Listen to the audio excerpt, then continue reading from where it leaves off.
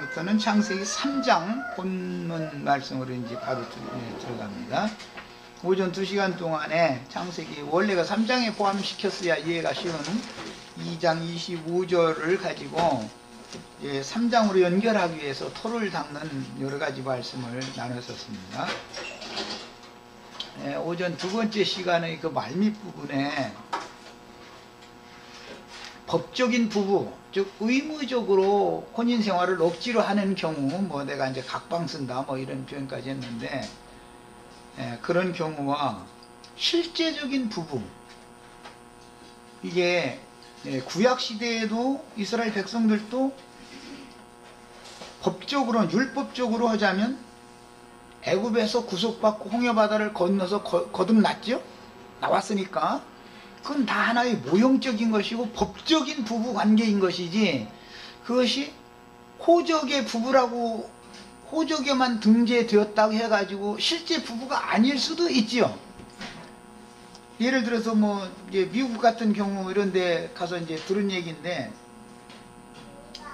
한국 사람이 미국의 그 국내 법에 의해서 영주할 수 있는 권리를 받기 위해서 미국인 어떤 사람과 법적으로만 혼인신고를 해놨는데 실제로는 살지 않을 경우도 있죠. 그러니까 그 이모그레이션에서 갑작스럽게 딱 들이닥쳐가지고 침대 같이 쓰는지 뭔지 다 확인하고 가잖아요. 이제 그거는 뭐냐면 법적으로만 부부라고 등재해놓고 실제적으로는 아닌 경우, 그 남자가 돈을 얼마를 받고서 내 부인이라고 이렇게 미국 그 법에 등재만 시켜주는 것을 허락한 경우가 있는 거거든요. 이게 가짜 부부죠. 우리나라도 요즘에 외국에서 들어온 사람들, 특히 이제 중국 사람들 이런 사람들 보면 그런 걸 많이 이렇게 하잖아요. 이런 경우가 있는데 그것은 율법적인 구속을 받은 거다 이거예요. 그것은 죄인이지만 법적으로는 성경 구절을 아는 거예요. 모든 죄를 사함받았다라든지 다시는 기억하지 않는다라는 성경 구절을 알아. 그렇게 했다고 해서 그건 법적으로는 이제 그게 성경 구절을 알고 믿었으니까 법적으로는 합법적이죠, 그것이. 그렇지만 실제적으로 나의 죄를 사면하신 그분이 내 속에 와서 나는 그분 안에, 그분은 내 안에 상호 완전한 부부 관계를 맺고 살지 않으면은 그것은 법적인 부부와 실제적인 효력 있는 부부가 다를 수가 있다는 것이죠. 이런 것은 구약 성경에 이제 감춰진 비밀인데, 짐승 가죽으로 옷을 해서 입은 사람과 희고 고운 세마포로 뭐 옷을 입은 사람과 이런 게 이제 구분을 이렇게 하는 것이고, 그리스도의 은혜로 정말 구원받은 사실이 있어서 그리스도의 은혜가 그 사람의 영혼 속에 늘 머물고 있는 사람, 한 집에 사는 거야. 집이라는 게 내 마음을 말하는 거니까, 나를 말하는 거니까 주님이 나와 함께 사는 거야. 이것은 실제적인 부부죠. 법적으로도 확실한 부부일 뿐 아니라 실제적인 부부단 말이야. 그러나 주님은 아직 안 왔어. 어딘가가 있어. 앞으로 올 거야. 내 안에는 계시지는 않아. 그냥 분명히 주님이 올 거라는 것만 믿고 있어. 그것은 법적으로는, 교리적으로는 알고 있지만, 구원이 뭐 문제 이런 걸 알고 있지만 실제적으로 나와 함께 완전한 부부 관계는 아니다, 지금 이 말이죠. 이게 아까 내가 이제 두 가지 예를 설명을 했어요. 하나는 미갈의 예고, 하나는 미갈과 밧세바라는 건 대조되잖아요. 대비되죠. 은혜가 있는 사람과 다윗이 자기 부인을 분명히 왕이 된 다음에 첫 번째 한 일이라는 게 자기 부인 되찾아온 거거든요. 미갈을 되찾아왔거든요. 그럼에도 불구하고 미갈은 다윗 왕의 사랑을 받는 사람이라고 하는 증거가 안 나타나. 그건 무슨 뜻이요? 열매가 없다 이 말이죠. 그런데 밧세바라는 사람은 아들을 딱 놔버려. 그러니까 실제적으로는 죄의 경중을 따진다면 미갈은 육신적으로 볼 때 다윗 왕의 생명의 은인이란 말이에요, 이게. 그럼에도 불구하고 다윗 왕의 씨를 생산해서 후사로 다윗의 왕위를 물려줘야 되는데 그걸 못했단 말이야. 그럼 밧세바는 완전히 이거는 종자를 남기지 말고 그냥 싹 쓸어버리라고 한 가나안 족속의 아내잖아. 더럽기로 말하면은 가나안 족속의 아내가 더럽지. 이스라엘 사람이 미갈은 이스라엘 사람이잖아. 신분이 사울 왕가의 딸이니까 공주님이잖아. 그런데도 불구하고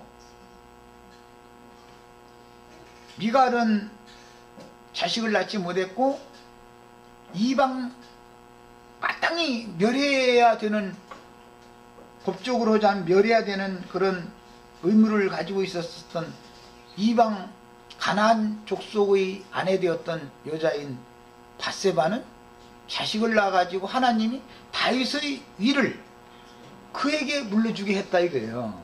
이런 것이 얼마나 비밀스러운 얘기인지를 우리는 알아야 된다 이거예요.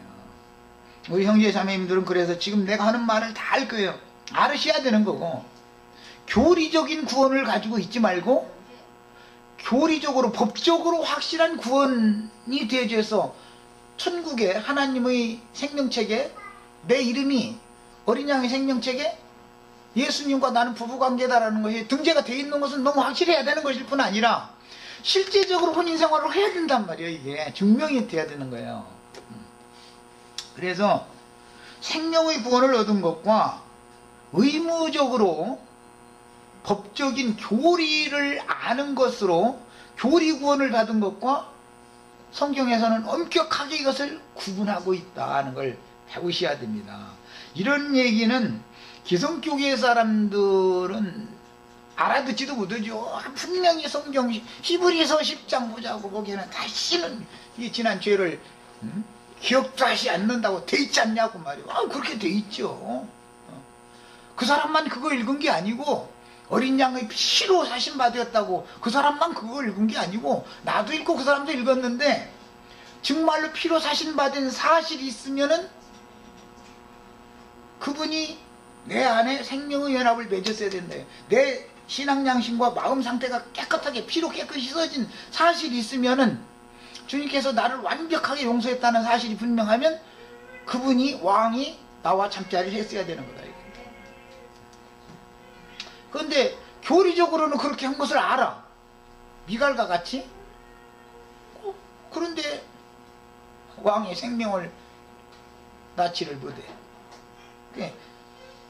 기독교인들이 흔히 믿음으로만, 오직 믿음으로 구원받는다 그러면, 아니 다른 데 보니까 여자가 해산함으로 구원받는다고 되어 있던데 그게 뭔 소리예요? 그럼 이게 그런 구절이 있느냐고나 물어보는 어떤 목사도 만나봤어요. 그런 구절이 있느냐고 막. 있다고 분명히. 여자는 해산함으로 구원받는다고 되어 있다고. 믿음으로만 구원받는다고 되어 있는 게 아니라고. 이러니까 막 이상 할 말이 없는 거예요. 그런 구절이 있느냐. 그러니까 나 이거 디모데전서 막 대조가면서 뭐 이렇게 있지 않냐고. 여자는 해산함으로 구원을 받는다고 되어 있지 않냐고. 그럼 이 구원은 뭐냐 말이요. 나야 다 이 사람이 어디를 헤매고 있다는 것을 안개가 가득한데 지금 무감중 헤매고 있는 사람이라 뻔히 알고도 질문하지만 이 사람은 내가 왜 그런 질문하는지도 몰라. 오죽은 목사라는 사람이 그런 성경이 있느냐고까지 물어볼까. 그 사람도 분명히 그 구절을 읽었을 거거든.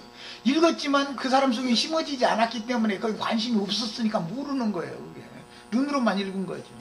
이게 뭐냐, 법적으로 호적에다가 혼인신고 해놓는다 해서 꼭 부부라고 할 수는 없죠.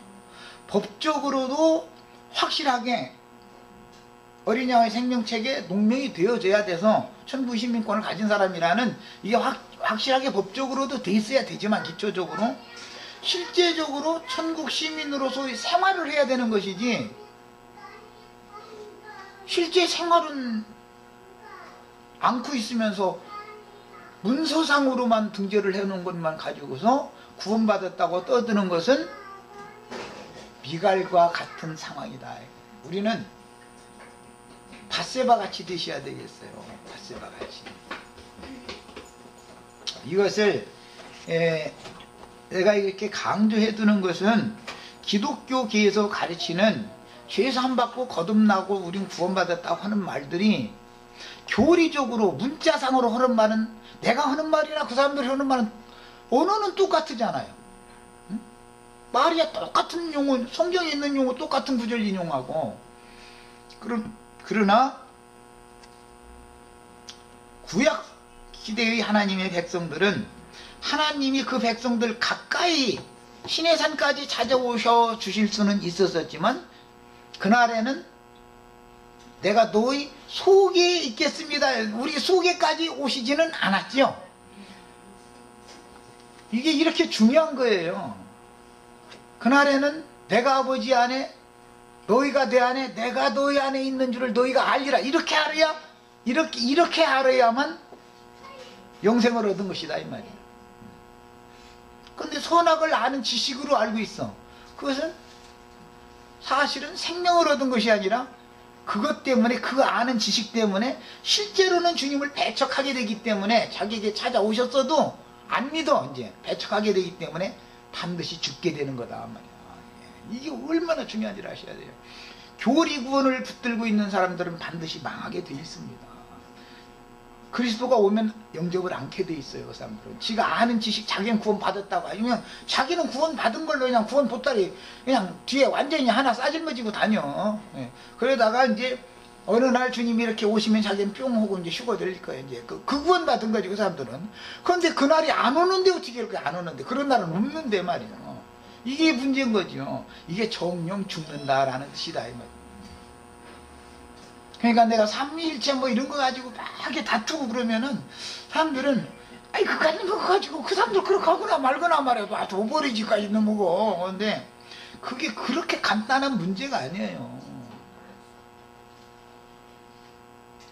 삼위일체라는 것이 마귀가 사람의 교훈을 섞어서 혼잡하게 한 다른 교훈을 다른 예수를 다른 영을 여자를 통해서 아담에게 넣어주는 그 삼일체라는 것을 말하는 거예요. 선악과를 먹는다라는 말은 사실은 삼일체를 말하는 거예요.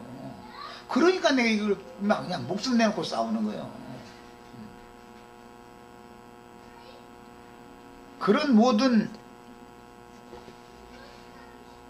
말씀이 육신이 돼서 오신 분이 구속을 이루신 다음에 살려주는 영이 되어져 가지고 오늘 현재 내 속에 계셔야지. 내 속에는 계시지 않고 밖에는 계시는데 나는 구원에 관한 교리를 알아. 회개하고 죄산받고 거듭나고 뭐 이제 이런 구원에 관한 교리를 알아. 또 어느 날마다 휴거된다. 이제 휴거된다라는 것도 그냥 그렇게 아는 것과 우리가 생각하는 휴거된다라고 우리가 아는 건 다르잖아요. 똑같은 들림 받는다라는 말인데 위로 들리고 간다 이게 이제 휴거라는 말인데 용어는 똑같지만 내용은 전혀 다른 거잖아요 지금. 이렇게 중요한 거예요 이것이. 그래서 많은 구원에 대해서 말을 많이 하는 사람들이 이렇게 들어보면 법적인 그 율법적인 의무적으로 할 수 없이 그냥 부부라고 그냥 하는데 각방 써. 내가 보면. 근데 끝내 각방 써. 그야말로 합방을 한 번도 안 해봐. 그러니까 그리스도를 아는 것이 하는 유일하신 진리의 하나님과 그 보내시는 예수 그리스도를 아는 것일 때 거기 아는 거라는 건 야다 이건 예, 합방했다 이 말인 건데 동침했다 이 말인 건데 동침해서 아는 것과 그냥 머리로 이렇게 예수에 대해서 아는 것은 다르잖아요. 2000년 전에 나의 죄를 위하여 막 오셔서 십자가에 못 박혀 죽으셨고 막 그때 손발이 막 향기 찔리고 못을 막 받아서 막 아팠다고 막 예수님 생각하고 막 내 가슴이 쓰리게 아프다고 해서 자꾸 막 울었다고. 그럼 그것이 구원이냐? 그게 아니다 이거예요. 그건 그냥 교리적으로 아는 거죠. 그건 예. 그분이 그러면은 그 구속을 이루신 다음에 내 속에 현재적으로 살아계시냐? 이거는 아닐 수가 얼마든지 있는 거죠. 그 배후에는 반드시 삼위일체라고 하는 교리가 그게 뱀이 또아리 들고 이렇게 딱 숨어 있는 거예요. 그러므로 구속을 받는다는 것은 복음을 믿고 회개하여 돌이킴으로 개인적으로는 지난 죄들의 모든 사면을 받은 심령 속에 주님의 성령이 들어와서 한 영이 되고 마음에는 항상 은혜의 누림이 충만하고, 그러므로 그 몸으로 하나님께 영광을 돌리는 신앙생활을 실제적으로 하는 삶이 나타나야만 내가 주님 앞에서 구원받았다는 확증을 할 수 있다 이게. 성령의 인침이 있다라는 것을 남들이 보고 알아야 된다 이거예요. 아들 낳으면은 저 사람이 내요간에 잠자리 했는지 안 했는지는 그거 뭐 물어봤어. 그걸 그냥 아들 보면 다 증명이지. 그게 이렇게 돼야 된다 이거예요. 그런데 그가 구원에 관한 교리를 남을 가르치고 너무 그럴싸하게 잘하고 그 구절만 딱딱 뽑아내 가지고서 전도를 잘하는 사람들을 만날 수 있어요. 그런데 그 사람들 실제 믿나 하고 딱 들어보면 본인도 안 믿는 경우가 너무너무 많고, 안 믿는다는 것은 주님이 아직 안 오셨고 매돌배친 날은 언젠가는 올 거다 이러고 믿었으면 내 속에 계셔야 되잖아. 영접이 되어 있으면은 말이야. 이게 너무너무 비밀스러운 거예요 이게. 그 다음에 구속고 죄들의 사면에 대한 비유는 창세기 3장에서 무화과 나무 잎으로 치마하여 입은 것을 벗어버리게 하시고, 마귀가 벗은 상태를 고자질을 한 것과 주님 자신께서 사람이 무화과 나무 열매로 치마해서 입었던 그것을 하나님이 벗기시는 것은 다르죠. 마귀가 벗기는 것과 하나님이 벗기는 건 다르죠. 하나님이 벗길 때는 새 옷을 입혀주려고 벗기는 것이고, 마귀가 벗은 것을 드러내는 것은 정죄하려고 하는 것이니까 완전히 다른 거죠 이게. 그래서 우리는 이제 기본적으로 이 창세기 2장 25절에서 3장으로 넘어가는 이 구속사에 관한 걸 깨달을 때는 마귀도 벗기고 하나님도 벗기는데, 마귀는 무슨 목적으로 벗기고 하나님은 무슨 목적으로 벗기는지를 알아야 된다 이거예요. 옷을 일단 벗기면 목욕을 시키려는 거예요. 그렇죠? 또 옷만 벗었다 해가지고 무조건 옷 입혀주는 건 아니잖아. 이미 더럽혀져 있는데, 응? 무화과 나무 잎으로 치마를 해서 가렸다 해가지고 깨끗한 상태는 아니잖아. 이미 더럽혀져 있는 상태인데, 옷을 하나님이 오셔서 벗길 때는 목욕시키려는 거잖아. 우선 목욕을 시키는 목적은 새 옷을, 더 좋은 옷을 입혀줄 목적인 거예요. 이것이 복음이에요. 복음이라는 것은 예수님이 오셔서 육신으로 오셔서 먼저 말씀을 주시는 것은 사람들을 옷 벗긴 다음에 목욕시키는 거예요. 그런데 옷을 벗기는 일은 요한이 하게 하고, 요한은 벗기는 일을 하죠. 너희는 다 죄인들이다 드러내는 거잖아요. 요한을 통해서 율법과 선지자는 죄를 다 들춰내는 일을 하는 거잖아요. 예수님 오셔서 가지고는 이제 목욕시켜, 성령이 오셔가지고는 새 옷을 입혀주시죠. 이렇게 하는 거예요. 자, 지금 이제 요한 사역, 예수님 사역, 성령 사역을 말씀드렸어요. 이것은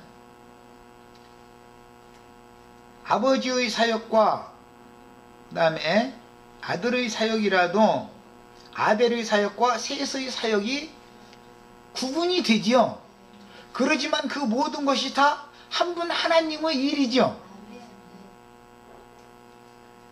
요한이 하는 일도 하나님의 일을 하는 거고, 인자로 오신 예수님이 하는 일도 아버지 하나님의 일을 하는 거고, 성령이 오셔서 하는 일도 하나님의 일을 하는 거잖아. 이건 그러니까 하나님이 세 분이냐와 한 분 하나님이 일을 하느냐라는 것은 엄연하게 다른 얘기죠.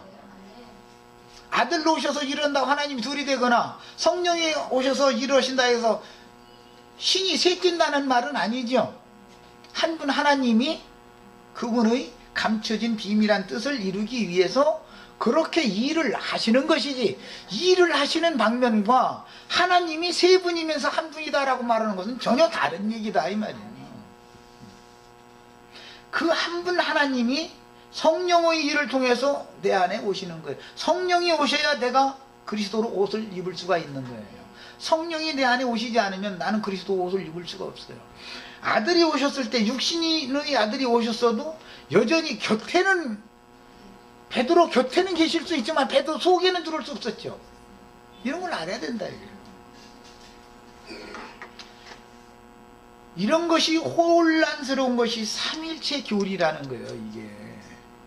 이게 나는 계속해서 사람들한테 그것은 하나님의 일을 당신이 지금 하나님이 이렇게 저렇게 여러 가지 방법으로 일을 하신다고 해서 신이 여럿이 된다. 신이 여럿이다라는 말이 아닌 거다. 한 분 하나님이 그렇게 일을 하실 것을 하나님이 마음속에 이게 작정이 이미 돼 있는 암시였었다 이 말이에요. 이게 창세기에서부터 이것이 깨달아지지 않으면 모든 것은 다 감춰진 비밀로 돼 있는 거니까 사실은 제일 중요한 비밀이 삼일체에 관한 교리, 이것을 성경이 말하는 하나님이 창세기 1장에서 일을 마치고 쉬기까지 일하시는 하나님의 일과 일하시는 통로나 과정과를 구분을 할 줄 아는 지혜가 와야 되는 거다 이것은. 이렇게 중요한 겁니다 이게. 그래서 율법적인 부부로서 의무적으로 할 수 없이 가정생활을 해. 내가 아니니까 뭐 자식들도 있고 여러 가지 걸리는 것이 있으니까 아내가 어떻게 해서 그냥 실행을 했다 해가지고 남편이 찜찜하니 아내 곁에 가는 것이 영 찜찜하니 기분이 내키지 않으면 갑방스러울 수밖에 없는 거예요. 그거는 어떻게 할 거예요. 그래도 법적으로 호적의 부부로 돼 있고 아이들 어머니라고 돼 있으니까 이걸 내칠 수가 없으니까 아이들 생각해서 그냥 할 수 없이 사는 거야. 이런 것은 미갈의 예로 상징이 됐다. 미갈보다 훨씬 더러운 여자예요. 유대인에게 시집을 이스라엘 사람한테 시집을 간 것도 아니고 그냥 완전히 가나안 사람의 아내였던 여자예요. 더럽기로 말하면 밧세바가 더럽지 미갈보다는. 그리고 밧세바가 뭐 다윗을 그렇게 사랑해서 막 목숨을 살려준 은인이거나 이렇게 뭐 한 일도 없어요. 밧세바는 그냥 보면 그야말로 그 내용을 이렇게 보면 완전히 음녀야. 왕이 말이야 그 시간에 왕궁이 이렇게 거니는 거 딱 알아가지고 그 시간에 또 목욕을 하는데 여자가 목욕을 하면 문 열어놓고 목욕한다는 게 뭔가 생각이 딴 데가 있다는 거잖아요. 지금 그야말로 의도가 있었던 거 아니야.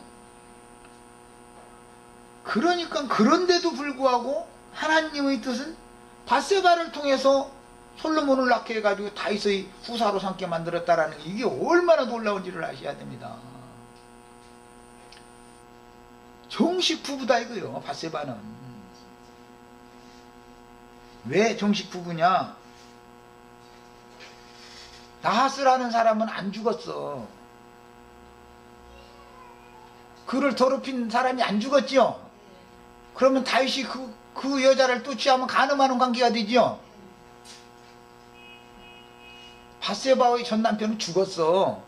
로마서 11장 보면은 옛 남편에 대해서 죽은 자는 시집가도 음부라고 법적으로 아무 상관없지요. 그러나 옛 남편이 살았어. 그런데 또 시집을 가면 다윗이 살았는데 나하스라는 사람한테 아버지가 보낸다고 해서 나 차라리 해서 죽여야 된다고 나 죽이라고 이렇게 했어야지 아버지가 가라온다 해서 갔어. 또 다윗이 내 본만만을 한번 찾아오겠다 이거요. 나는 그래서 찾아왔어. 해도 자기를 더럽힌 그 남자가 살아있어 지금 현재. 그러면 다윗은 그녀를 가까이 하면 안 되는 거다 이거예요. 이게 하나님의 법칙이다 이 말이에요. 그래서 예수님이 음행한 연고로 인하여 이혼을 할 수가 있지만 이혼한 여자에게 장가드는 것도 간음하는 것이고 이혼한 남자에게 시집가면 그거 간음하는 것이다 그랬어요. 죽은 다음에는 시집가도 상관없고 장가가도 상관없어요. 죽은 다음에는. 세상 말로 어떤 뭐 악한 남편이 뭐 자기 아내 죽으니까 화장실에 앉아서 웃었단다고 그러는데 이런 말도 있지요. 그럼 법적으로 세상가 가도 누가 말할 사람은 처갓집이든 뭐 처남이든 누가 와서 이놈 죽일놈 해가면서 할 사람 없는 거지요.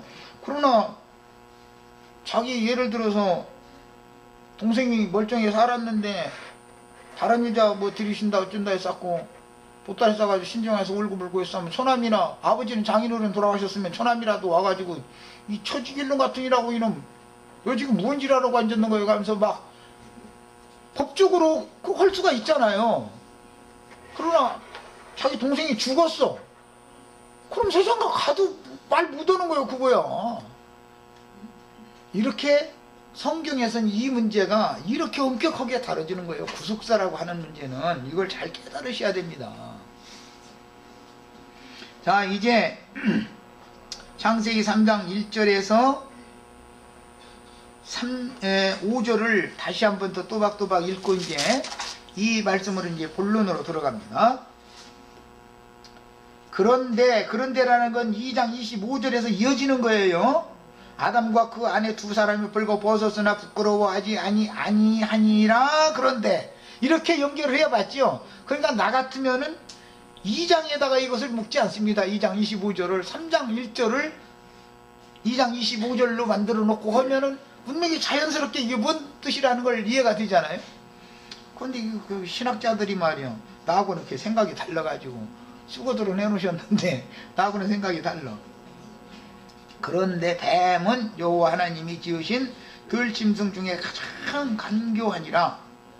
뱀이 여자에게 물어 이르되 하나님이 참으로 너에게 동산 모든 나무의 열매를 먹지 말라 하시느냐. 여기 뱀의 질문이 나오고 나중에 결과적으로 하나님이 아담과 하와를 앞에다 불러 씌워놓고 나서는 물어보죠. 누가 너더러 먹지 말라 한 나무 실과를 네가 먹었느냐? 누가 그걸 가르쳐줘서 먹었느냐? 하고 물어보죠. 이 두 가지 질문이 나온단 말이야. 여자가 뱀에게 말하되 동산나무의 열매를 우리가 먹을 수 있으나, 하나님은 이렇게 말한 적이 없는데 이게 지금 이게 아담이 남편 노릇을 똑바로 못했다는 뜻이죠. 말하자면 엉터리로 가르쳐준 거죠. 이게 이런 설교 듣고 아멘하고 앉아서 큰일 나는 거예요. 그러니까 이 여자가 이렇게 알고 있다는 것은 남편한테 하나님 말씀 잘못 전달받았다는 거잖아요. 지금 동산 중앙에 있는 나무 열매는 하나님의 말씀에 너희는 먹지도 말고 만지지도 말라. 너희가 죽을까 하노라 하셨느냐. 이게 또 참 너무 기가 막히게 나왔죠. 뱀이 여자에게 이르되 너희가 결코 죽지 아니하리라. 여자가 엉터리로 알고 있다. 그러니까 그냥 딱 하나님의 말씀은 결코 죽으리라 그랬는데 그냥 결코 죽지 않는다라고 딱 그냥 바꿔버리죠. 너희가 그것을 먹는 날에는 너희 눈이 밝아져 하나님과 같이 되어 선악을 알 줄을 하나님이 아심이니라. 이렇게 뱀과 여자의 이제 대화 이야기가 남았습니다. 구속 곧 죄들의 사면에 대한 비유는 창세기 3장에서 무화과 나무 잎으로 침하여 입은 것을 벗어버리게 하고, 무화과 나무 잎으로 침한 것은 율법 행위로 자신의 모든 죄들을 가리려고 했다. 그 말이죠. 유대인들은 무화과 나무로 상징되잖아요. 유대교 지도자들은 무화과 나무들이에요. 주님의 제자들은 포도나무 가지들로 이제 상징이 되어져요. 자, 그래 무화과 나무 잎으로 치마를 했다라는 것은 위선, 외식으로 가렸다. 이거 율법 행위로 하나님의 영광에 나가려고 노력을 했다. 그 말이죠. 치마에 입은 것을 벗어버리게 하시고 짐승 가죽으로 새 옷을 친히 만들어 입혀주신 것으로 상징되었으며, 그런데 여기에서는 창세기에서는 옷을 벗긴 다음에 짐승 가죽으로 새로 옷을 해서 입혀주시기 위해서 목욕을 시키고 깨끗한 몸에다가 입혔다. 이렇게는 안 했지만 이런 것이 다 암시되었다 이 말이죠. 옛사람과 그 행위를 벗어버린 다음에는 목욕을 시킨 다음에 새 옷을 입히는 것이지, 그냥 때꼽제가 저작두덕한데 거기다 대고 깨끗한 세마포로 만들어 지어온 옷 갖다 입혀놓으면 뭐가 되겠어요. 근본이 더러운데. 그래서 피로 씻음 받는다라는 말이 그래서 이제 나오게 되는 거예요. 룻기에서 보아스의 이불을 함께 덮고 밤을 지내며 보아스의 옷자락으로 가련한 과부였던 룻을 덮어주는 것으로 상징이 되었는데, 시편 32편에서는 허물의 사함을 받고 범죄가 가려지고 정죄를 당하지 않는 사람은 복이 있도다 라고 이 말씀을 시가로 이렇게 표현을 했는데, 이것은 다윗의 체험을 말한 거죠. 밧세바를 범한 다음에 지은 시각에 시편 32편이라고 돼 있잖아요. 그 시편 제목에. 그게 그때사 다윗이 하나님의 정식적인 사면을 받은 것을 그때다 정확하게 깨닫고 믿어지게 된 것이잖아요. 그리스도로 옷 입는다 하는 것은 먼저 속옷을 입어야 하므로 양심의 참소를 이기고 심령의 평안을 찾는 것을 상징하며 부끄러운 과거를 용서받고 수치스러운 것인 참소받는 부패한 양심을 덮어서 가려주심을 받았다라는 뜻이니, 이런 구속을 보배로운 피로 마음의 뿌림을 받아서 양심으로는 악을 깨닫고 선한 양심으로 하나님을 찾아가는 침례로 설명하고, 거듭남을 설명할 때 중생의 씻음과 성령의 거룩케 하심으로 너희를 구원하셨다, 이렇게 표현을 합니다. 자, 이제 신명기 1장 39절을 찾아서 같이 읽겠습니다.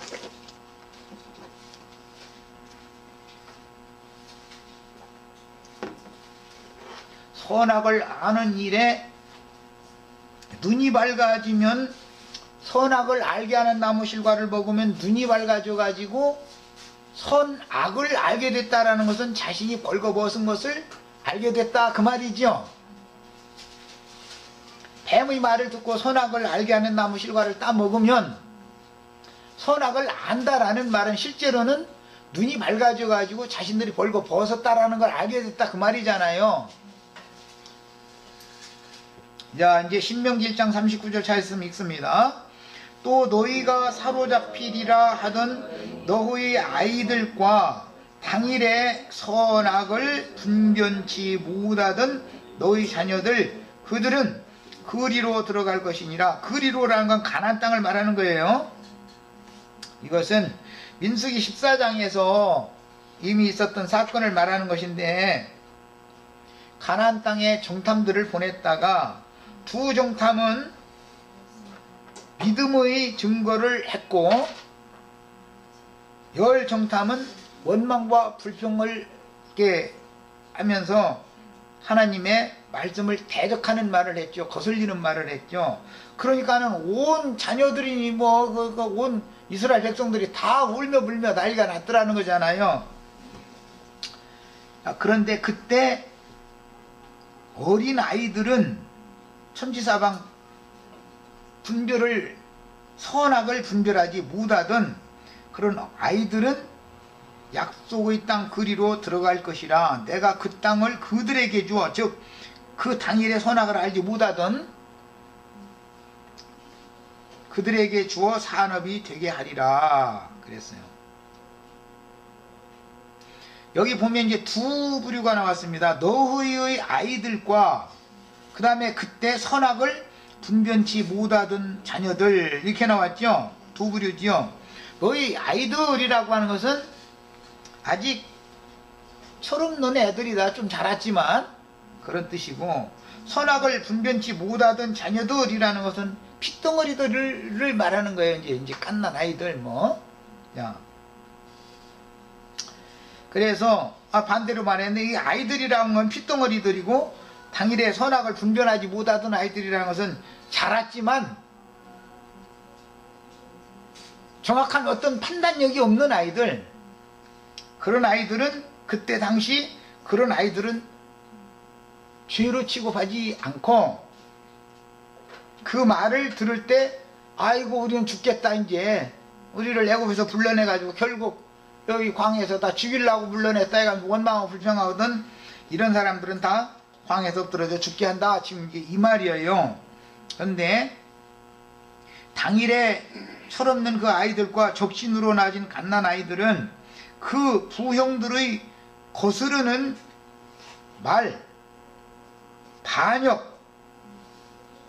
저지를 때 분별이 없어서 그 죄에 직접 가담하지 않았기 때문에 앞으로 38년이 더 지난 다음에 장성케 되어지면 지금 막 태어난 아이는 38살 먹으면 들어간다 이제 이 말일 것이고, 지금 2살 전에는 40살 먹으면 들어간다 이제 그 말이겠죠. 왜냐하면 애굽에서 나올 때 0살 했던 애는 지금 2살 된 아이들이니까. 자, 이런 말이에요 이게. 그 다음에 열왕기상 3장 9절을 또 읽어보겠습니까? 읽어봅니다.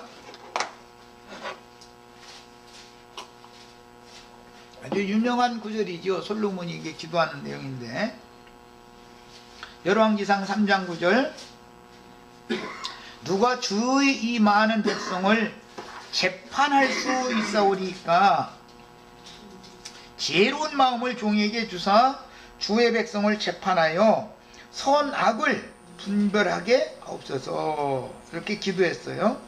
그랬더니 하나님이 지혜를 주셨죠. 결국은 재판이라는 것은 신의 지혜로 하는 거다 이 말이죠. 사람의 어떤 지혜나 세상 관원의 지혜로 하는 게 아니고 신의 지혜로 재판하는 건데, 왕의 재판이라는 것은 최후의 판결을 말하는 거예요. 요새는 이제 그 민주주의 국가에서는 사법부가 대법원 판결이 최후종 판결이지요. 대법원 판결에서도 한 번 더 상소할 것이 또 있는데 헌법재판소라는 게 있죠. 그러니까 최종 판결권을 왕이 갖고 있는 거, 이스라엘 나라는 이제 왕의 판결이다 그러는데, 하나님의 지혜를 받지 못하면 선악을 분별할 수가 없으므로 왕의 재판, 즉 최종적인 선악간의 판단으로 생사를 결정하는 판결골짜기의 재판인 금갈대 측량을 진리대로 정확하게 하여 하나님의 선하심과 공의를 나타낼 수가 없다. 주님의 지혜를 얻어야만 이걸 할 수 있다 이 말이에요. 이제 이런 개념 때문에 율법적으로는 50부장, 100부장, 1000부장, 그 다음에 모세에게 가는 이런 조직체계를 했기 때문에 마지막으로 모세의 판결이 최종 판결했었죠. 율법시대에. 이것은 뒤에 이제 왕에게 최후로 상소할 수 있는 건 황제에게 하는 거단 말이에요. 왕의 판결이 딱 끝나면 더 이상은 호소할 데가 없는 거죠. 그런데 이제 재판을 굳게 하는 얘기가 이제 구약성경의 선지자들에 의해 많이 나오는데, 이것은 뇌물을 받고서 말이에요. 판결을 자꾸 굳게 해준다는 것이죠. 그래서 뭐 세상 나라에서도 유전 무죄, 무전 유죄 뭐 이제 이런 말이 생기고 그러는 건데, 왕의 재판이라는 것은 그 사람과 그 사람을 고소한 쌍방 간의 선악의 불의 간을 최종적으로 판단하는 재판대를 왕의 재판석이다 그래요. 구약시대에는 이것은 상징으로서 그리스도의 심판대에 우리는 다 각각 설 것이다 이랬죠. 그리스도가 왕 중에 왕이죠. 그 그리스도 심판대라는 건 구약성경에서는 판결골짜기라고 그래서 판결골짜기, 거기에 누구나 다 한 번은 쓴다 이거예요. 판결골짜기 밑으로 떨어질 자들이 있고 건너뛸 사람들이 거기서 왕이 재판석에서 됐었던 건너가, 이렇게 하면 건너가는 거고, 그거는 안 돼 하면은 저 로마 황제 같은 이렇게 하면 죽는 거고 이렇게 하면 사는 거고 그런 거죠. 말하자면. 요나서 4장 11절 한 절 더 읽겠습니다.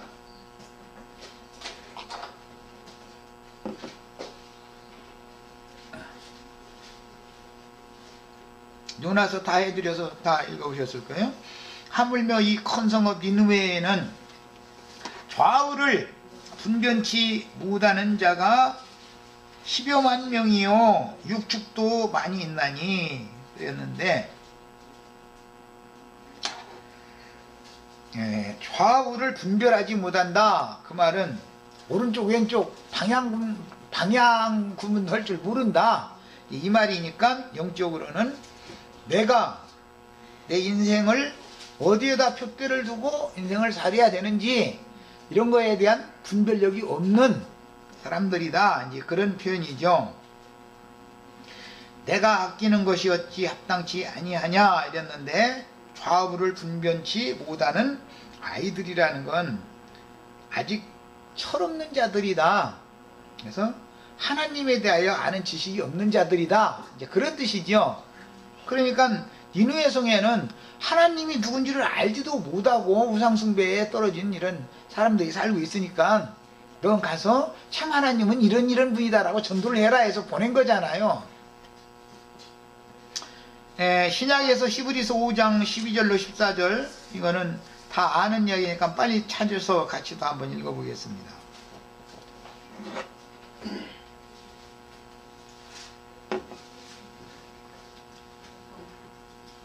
때가 오래되었으므로 너희가 마땅히 선생이 되었을 터인데, 너희가 다시 하나님의 말씀의 초보에 대하여 누구에게서 가르침을 받아야 할 처지니, 단단한 음식은 못 먹고 젖이나 먹어야 할 자가 되었다.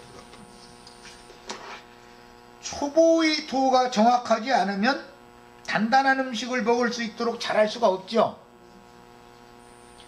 복음의 기초가 잘못되어 있으면은 단단한 음식을 주어도 먹을 수 없는 거죠.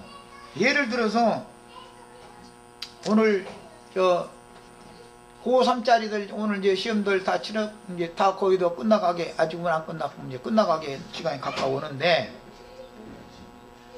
정상적으로 고등교육을 받은 사실이 있어야 대학 교육을 받을 수가 있는 것이지, 고등교육을 받은 기초가 없으면 대학교에 가서 교수님이 하는 말을 어떻게 알아듣겠어요? 교수님은 전문적인 얘기만 자꾸 하는데, 이제 예를 들자면 기독교 예배당 여기 다니면서 그래도 나름대로 뭐 많이 배우고 한 신앙의 어떤 기초가 닦여져 있어야 우리 모임에 와서 이런 말을 하면, 주영재는 말이야 창세기 3장 1절 5절 한다더니 뭐 어디냐 엉뚱한 것을 찾아 일자에서 하고 뭐 그냥 뭐 이렇게 하고 무언든지 못 알아들으면 졸리기 뱉기도 하겠어요. 괜히 시간만 아깝지. 그러나 누구는 이것이 너무 아멘이 되어지고, 이게 이치가 그렇구나 자꾸 이렇게 깨달아지고 하는 사람이 어떤 수준에 있어야 되는 거 아니야. 이런 것과 마찬가지인데, 그러려면 선악을 알게 하는 나무실과를 먼저, 즉 초보의 도라고 하는 율법 선생들에게, 몽학 선생들에게 맡겨서 가르치는 그 말씀의 가르침을 먼저 받아야지, 예수님이 오셔서 영적인 말씀을 하면 그때 알아듣는 것이지, 의문에 속하고 본능적인 지식으로 하는 율법 말씀마저도 모르는, 성경 구절에 이런 것이 있다는 것 자체도 모르는 사람한테 영적인 얘기를 백날 하면 뭐냐 이거요. 그게 성경에 있는 말인지 없는 말인지 저게 무슨 말인지. 그래서 나는 어떻게든지 우리 형제 자매님들이 성경을 읽어라 말해갖고, 기본적으로 성경을 알아야 된다. 성경에 무슨 말이 기록되어 있는지를 알아야 된다 이거예요. 이런 기초 지식이 없는 사람들한테 저 오전 시간에 그 말씀드린 것처럼 미갈 얘기를 했었고 밧세바 얘기를 했었고, 도대체 말이야 무슨 소리를 하는 건지 말이야. 뭐 법적인 결혼을, 법적으로는 달과 부부지만 실제는 부부가 아니었다. 미갈은 그 증거는 뭐냐, 후사를 낳지 못했고 후사를 대를 이어주지 못했지 않냐 말이야. 열매가 없으면 소용없는 거다. 이제 이런 얘기하면 되게 무슨 알아야 되잖아. 그런데 그런 성경이 어디에 있는지를 알아야지. 성경 자체를 모르는 사람한테 이걸 내가 얘기하면 어떻게 하냐 이거예요. 이게 소용없는 소리지. 이런 것과 마찬가지예요. 그래서 말씀에 뭐라 되냐면, 이제 히브리서 그 말씀을 더 읽어나갑니다. 이는 젖을 먹는 자마다 어린아이니, 그러니까 벌거 벗었지만 부끄러워하지 아니한 것은 어린아이 때를 상징한 거다 이 말이죠. 오전 2시간 동안 그걸 말씀드린 거예요. 그때는 그냥 무조건 하면요, 그리고 무조건 할렐루야고, 무엇 때문에 그냥 축복받을 줄 한데, 축복받으라는데 할렐루야지 뭐 무조건 아멘이고 막 그냥. 그때는 내가 죄인이라는 이런 의식이 없어요. 그리고 또 말이요. 내가 어떠한 죄인지를 먼저 깨달아야 된다. 이런 얘기는 듣기가 싫어버려. 나부터 그랬어. 나도 그랬어. 누가 와서 막 죄인 어쩌고 해서 하면, 아니 하나님의 말씀 전해준다고 해놓고서 은혜스러운 말을 해야지 왜 죄가 어쩌고 막 죄인이 어쩌고 막 듣기 싫은 소리 하는가 말이야. 저는 나보다 죄가 없으면 얼마나 웃길래 그러나 막 이러면서 막 속에서 거부가 와버려. 그건 뭐냐, 아직 벌거벗은 수치를 모르는 사람이다 이거예요. 핏덩어리다 이 말이야. 그때는 초보의 도를 정확하게 가르침 받지 않았기 때문에 법적인 믿음 생활, 법적인 주님과의 부부관계에 대해서만 법적으로는 믿으니까, 그것도 믿은 거니까 법적으로는 부부지만 실제로 갓난아기와 청년 예수님은 합방을 할 수가 없죠. 처녀도 잘해야 되잖아. 청년 수준에 이르도록. 그래야 내 속에 개심도 하든지 뭐 하면. 지금 오늘날 기독교계에서 가라지들만 있는 게 아닙니다. 알곡은 알곡인데 갓난아이들이라, 예수님이 어디 계시냐 그러면 예수님 천당에 계시고 나는 여기 있고 어느 날 올 거고, 이건 뭐냐, 안 믿는 게 아니에요. 그들이 은혜를 받고 성령에 참여한 받고 다 내세의 능력도 맛보고 난 사람들이요. 이게 그런 경우도 있다 이거예요. 뭐 가라지들도 물론 있지만 그 사람들은 합방을 해본 사실이 없기 때문에 남편에 대해서, 예수에 대해서 안다고 해도 그럼 그냥 밖에 곁에 있는 예수님을 보고 그냥 우리 예수님 백마탄 왕자님이라는 거지. 우리 예수님이 어떤 분이냐 하냐고, 백마 타고 날 보러 오신 말이요. 이 예수님인데 말이요. 예수님을 몰라보냐고 이러고 앉았는데, 예수님은 백마 타고 온 예수님이 사실, 뭐 계시록에 보면 백마 탔더만. 그렇게 오시는 예수님이 아니거든. 더구나하고 그냥 같이 죽자고 먼저, 그냥 나 혼자 죽기는 그러니까 너랑 같이 죽을란다 그러고 그냥 이렇게 와버리는 예수님인데, 그냥 막 백마 타고 막 와가지고 나를 뿅오고 막 백마치다 태우고 막 붙들고서 막 하늘로 올라가는, 이 예수만 계속 붙들고 있으면은 설교만 하면 할렐루야 하면요 아주 막 나자빠져. 너무 은혜스러워서. 이거는 벌거 벗었는데도 부끄러워를 않는 사람이다 이거요.